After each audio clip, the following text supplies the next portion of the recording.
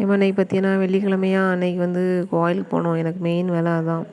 அதுக்கப்புறம் பார்த்தீங்கன்னா இது கடுகு பாப்பியா என்னடா கடுகு இவ்வளோ வாங்கி வைக்க அப்படின்னு நீங்கள் நினைப்பீல்லாம். எனக்கு வந்து எந்த பொருள் தாளிக்கும் போதும் கடுகு நிறையா போட்டு குழம்புலையும் சாப்பாட்டுலேயும் அந்த கடுகு நிறையா தெரியுதுன்னு வச்சுக்கோங்களேன். அது எனக்கு என்னமோ நல்லா தெரியும். அந்த குழம்ப பார்த்தாலே அழகாகவே தெரியுமா அந்த புளி புளியாக கிடக்குது. அதனால கொஞ்சம் கடுகு நிறையா தான் போட்டு தாளிப்பேன் பார்த்துக்கிடுங்க. அதனால் கடுகு கொஞ்சம் நிறையா தான் வாங்கி வைப்பேன். எனக்கு கடுகு டேஸ்ட்டு ரொம்ப பிடிக்கும். அதுவும் தயிர் சாதத்தில் கடுகு நிறையா போட்டு தயிர் சாதம் சாப்பிடும்போது அந்த கடுகையும் சேர்த்து சாப்பிட்டு பாருங்களேன், செம்ம டேஸ்ட்டாக இருக்கும். அது என்னவோ எனக்கு பிடிச்சிருக்கு. அதனால நான் கொஞ்சம் கடுகு நிறையா தான் வாங்கி வைப்பேன். சீக்கிரம் சீக்கிரம் காலியாகுது பற்றிலாம்.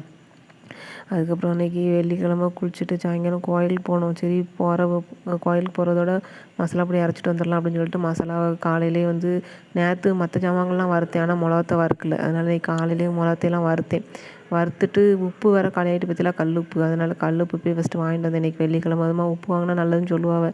உப்பு மெயினாக காலியாகிட்டு அதுக்கப்புறம் மசாலா பொடி அரைக்கும்போது ஒரு கைப்பிடி வந்து உப்பு போடணும். உப்பு போட்டு அரைச்சா தான் கெட்டு போகாமல் இருக்கும் அப்படின்னு எங்கள் அம்மா அப்பா சொல்லுவாங்க. அதை நம்ம இப்போ ஃபாலோ பண்ணிகிட்ருக்கோம். மற்றதெல்லாம் வந்து பார்த்திங்கன்னா கொஞ்சம் தூரமாக போயிட்டு கொஞ்சம் இந்த மொத்தமாக விற்பாங்கள்ல அந்த கடையில் போய் வாங்குவேன். அங்கே தான் கொஞ்சம் விலை கம்மியாக இருக்கணும். ஆனால் உப்பு வந்து வாங்க மறந்துட்டேன்னா அந்த கடையில் நல்ல உப்பு ஒரு மாதிரி எப்படி உப்பு வாங்கினாலும் சரி இந்த ஏதோ மண்ணாக இருக்குது பார்த்திலாம். இந்த சோறில் கடைசியில் பார்த்தீங்கன்னா நொரன்னு மண்ணாக இருக்குது சாப்பிடும்போது. அந்த உப்பில் இருக்க மண் தான் போல இருக்குது. அதனால அது இந்த பக்கத்து கடையில் வாங்கினா நல்லாயிருக்கும்னு சொல்லிட்டு அங்கே தான் போய் உப்பை வாங்கி நம்ம மசாலா பொடி போட்டு வச்சுருக்கோம். ஆனால் கடைசியில் பார்த்தீங்கன்னா மழை தூறிக்கிட்டே இருந்துச்சா மசாலா பொடி நனைஞ்சிரும்ன்ட்டு நான் அரைக்க கொண்டு போகல. சும்மா கோயிலுக்கு போயிட்டு ஒரு சில ஜாமாங்க வாங்க வேண்டி இருந்துச்சு. அந்த ஜாமான்களை மட்டும் வாங்கிட்டு வந்துட்டேன். இந்த வாங்கிட்டு வந்திருக்கேன் பார்த்தியெல்லாம் அந்த கப்பு சாம்பிராணி அப்புறம் பேஸ்ட்டு இப்போ ஒரு வாரமாக இல்லாமல் தான் பேஸ்ட்டு பல்லு தெளிச்சிட்டு இருந்திருக்கு. 10 ரூபா பேஸ்ட்டை மட்டும் வாங்கியிருந்தேன். ஏன்னா பெரிய பேஸ்ட்டை குளிக்க போகும்போது மோட்டரில் ஓட்டு வந்துட்டார் எங்கள் வீட்டுக்காரவிய. அதனால என்ன பண்ணேன், ஒரு 10 ரூபா பேஸ்ட் வாங்கி தேய்ச்சிட்டு இருந்தோமா, இப்போ கடைக்கு போனதோட அந்த பெரிய பேஸ்ட்டு வாங்கிட்டு வந்துடும் அப்படின்னு சொல்லிட்டு பெரிய பேஸ்ட்டு வாங்கிட்டு வந்தேன்.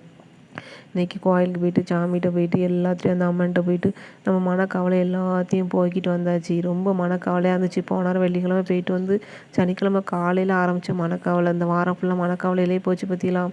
அது எல்லாத்தையும் போய் கொட்டிட்டு அம்மா தாயே நீ எல்லாத்தையும் பார்த்துக்கோ, ரொம்ப மன கஷ்டமாக இருக்குது அப்படின்னு சொல்லிட்டு என் கவலையெல்லாம் கொட்டிட்டு வந்திருக்கேன். அதுக்கப்புறம் எப்பவும் போலலாம் கோயிலுக்கு போனால் கடைக்கு போயிட்டு வர்றது ஒரு வழக்கமாக இருக்கலாம். நான் வாரம் ஃபுல்லாக என்னென்ன வேணுமோ எதை எழுதி வச்சுட்டு வார கடைசியில் போய் கடைக்கு போனால் இன்றைக்கி ரசப்பொடி காலியாகிட்டதுனால ரசப்பொடி அரைக்கிறதுக்காண்டி மெயினாக வாங்கிட்டு கப் சாம்பிராணி பேஸ்ட்டு வாங்கிட்டு வந்து இவ்வளோ தான் நம்ம இன்றைக்கி நடந்த வேலை பார்த்துக்கிடுங்க. அவ்வளோதான்.